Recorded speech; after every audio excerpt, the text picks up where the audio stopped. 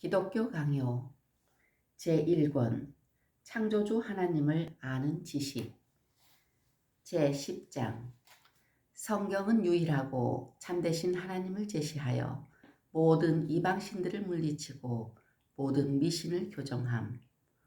1. 창조주 하나님에 대한 성경의 가르침.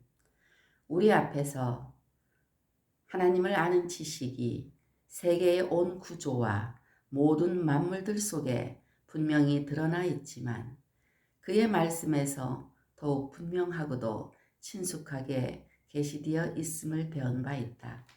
그러면 여기서 주께서 성경에서 계시하시는 자기 자신의 모습이 과연 앞에서 살펴본 대로 자연 만물에서 나타내시는 자신의 모습과 동일한가 하는 것을 살펴보는 것이 합당할 것이다.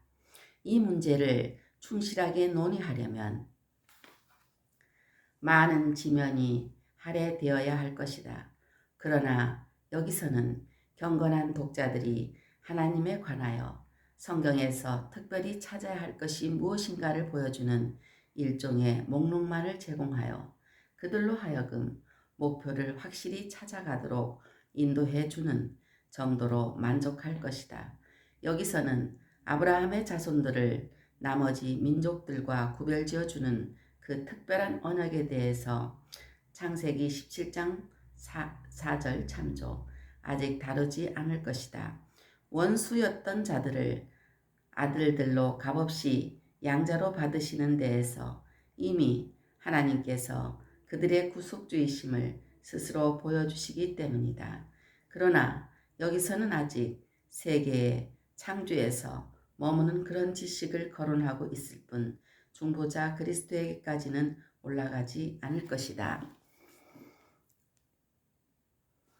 여기에서 창세기 17장 4절 말씀을 보면 보라 내 언약이 너와 함께 있으니 너는 여러 민족의 아버지가 될지라. 아멘. 잠시 후에 창조주 하나님의 권능과 자연을 보존하는 데에서 나타나는 하나님의 섭리를 증명하기 위해서 신약 성경의 몇몇 구절들을 인용하기는 하겠지만 여기서 독자들에게 나의 의도를 미리 확실히 밝혀두고 싶다. 혹시 여기서 독자들에게 제시하는 한계를 뛰어넘어서 억측하는 일이 있어서는 안 되겠으니 말이다. 그러므로 여기서는 천지를 지으신 하나님께서 그가 창조하신 우주를 어떻게 다스리시는지를 깨닫는 것으로 만족해야 하겠다. 성경의 각 부분에서 우리는 하나님의 아버지다우신 선하심과 또한 은혜로우신 그의 뜻에 대한 묘사들을 계속해서 만나게 된다. 그리고 반대로 하나님이 악인들을 공의로 벌하시는 분이심을, 특히 그의 오래 참으심에도 불구하고 그들이 계속해서 악을 행하는 경우에 보여주시는 엄격한 신뢰들도 만나게 된다. 이 성경이 묘사하는 하나님의 속성들이 피조물 속에서 나타나는 것과 일치함. 어떤 구절들에서는 마치 하나님의 순전하신 모습을 형상으로 보는 것처럼 하나님을 매우 생생하고도 분명하게 묘사하기도 한다. 모세는 마치 사람이 하나님에 대해서 알 수 있는 모든 것을 간결하게 다 포괄하여 진술하려는 의도를 가졌던 것처럼 이렇게 말하고 있다. 여호와라 여호와라 자비롭고 은혜롭고 노하기를 더디하고 인자와 진실이 많은 하나님이라. 인자를 천대까지 베풀며 악과 과실과 죄를 용서하리라. 그러나 벌을 면제하지는 아니하고 아버지의 악행을 자손 3, 4대까지 보응하리라. 출애굽기 34장 6절로 7절 말씀. 아멘. 여기서 우리는 하나님의 영원성과 자존성이 그의 놀라운 이름을 통해서 두 번씩 선언하고 있는 것을 보게 된다. 또한 그 다음에는 그의 능력들이 언급되는데 이로써 우리는 하나님 자신의 본연의 모습이 아니라 우리와 관계하시는 그의 모습이 드러나는 것이다. 그러므로 하나님에 대한 이런 인식은 그저 허망한 과장된 사색에서 나온 것이 아니고 살아있는 체험에서 나온 것이다. 그리고 여기서 열거되고 있는 능력들은 우리가 이미 본 하늘과 땅에서 빛나는 능력들과 동일한 것이니 곧 인자하심, 선하심, 자비하심, 공의, 심판, 그리고 진리가 그것이다. 그리고 능력과 권세는 엘로힘이라는 칭호에 포함되어 있다.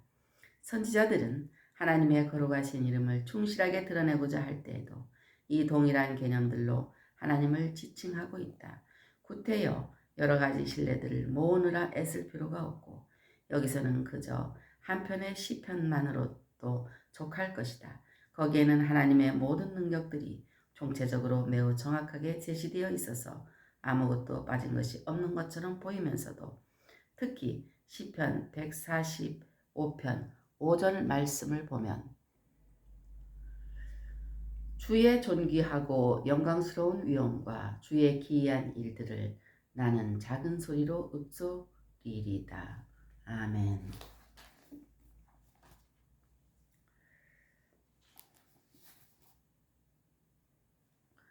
거기에는 하나님의 모든 능력들이 총체적으로 매우 정확하게 제시되어 있어서 아무것도 빠진 것이 없는 것처럼 보이면서도 특히 시편 145편 5절 동시에 그의 피조물들 즉 자연 속에서 볼 수 없는 것은 하나도 제시되어 있지 않은 것이다.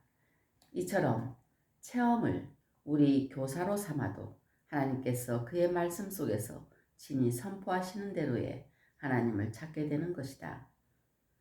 예레미야에서도 하나님께서는 우리가 그를 어떤 성격을 지니신 분으로 알기를 원하시는지 선포하시는데 물론 묘사가 다소 충분하지 못한 면이 있기는 하지만 그래도 결국 동일한 내용을 말씀하는 것이다. 자랑하는 자는 이것으로 자랑할지니 곧 나 여호와는 사랑과 정의와 공의를 땅에 행하는 자인 줄 깨닫는 것이라. 예레미야 9장 24절, 고린도전서 1장 31절 말씀. 아멘. 이 세 가지는 분명 우리가 특별히 알아야 할 것들이다. 사랑은 우리 모두 구원이 오르지 그것에 달려 있으며 정의는 행악자들에게 날마다 시행되며 또한 그보다 훨씬 더 가혹하게 그들에게 영원한 멸망이 기다리고 있으며 공의는 바로 신자들을 보존시키며 그들을 극진히 양육하는 것이다. 이런 점들을 깨닫게 되면 이 예언은 하나님을 자랑해야 할 풍성한 이유가 여러분에게 있음을 증거해 줄 것이다. 그러나 동시에 하나님의 진리와 능력, 거룩하심, 선하심도 간과해서는 안 된다. 변함없는 하나님의 진리에 근거를 두지 않고서야 어떻게 하나님의 공의와 사랑과 심판에 대한 필수적인 지식을 얻을 수 있겠는가? 그리고 하나님의 능력에 대한 이해가 없이 어떻게 그가 심판과 공의로 이 땅을 다스리신다는 것을 믿을 수 있겠는가? 그리고 하나님의 선하심이 아니라면 대체 그의 사랑이 어디에서 오겠는가? 마지막으로 여호와의 모든 길이 사랑과 심판의 정의에 있다면 이것들 속에 또한 그의 거룩하심이 드러나고 있는 것이다. 시편 25편 8절로 10절 말씀을 읽겠습니다. 여호와는 선하시고 정직하시니 그러므로 그의 도로 죄인들을 교훈하시리로다. 온유한 자를 정의로 지도하시며 온유한 자에게 그의 도를 가르치시리로다. 여호와의 모든 길은 그의 언약과 증거를 지키는 자에게 인자한 진리로다. 아멘. 이 말씀들 속에 또한 그의 거룩하심이 드러나고 있는 것이다.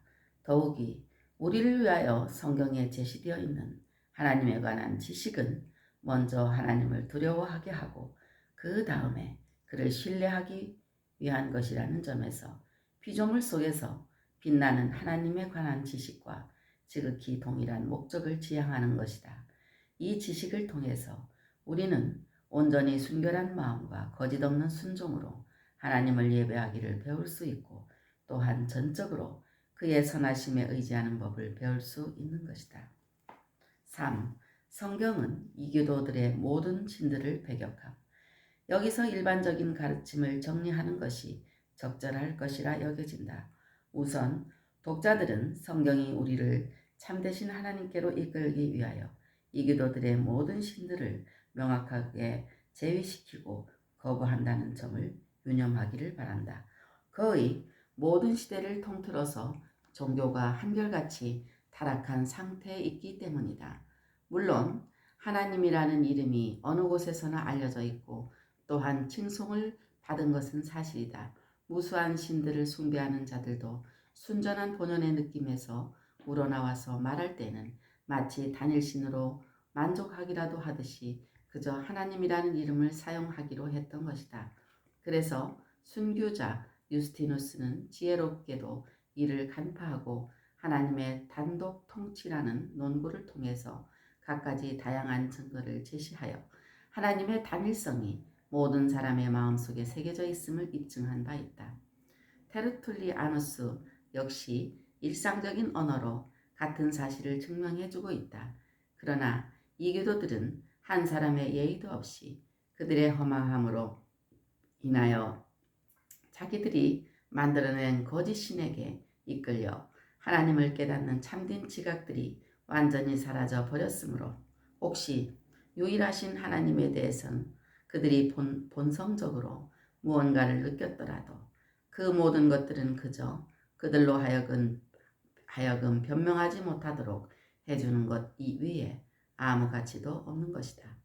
그들 중 지극히 지혜 있다는 사람들마저도 이런저런 신들이 자기들에게 임하기를 원하여 잘 알지도 못하는 희미한 신들에게 기도하며 축복을 구함으로써 그 마음이 이리저리 방황하고 있음을 여실히 드러내 보이고 있는 것이다.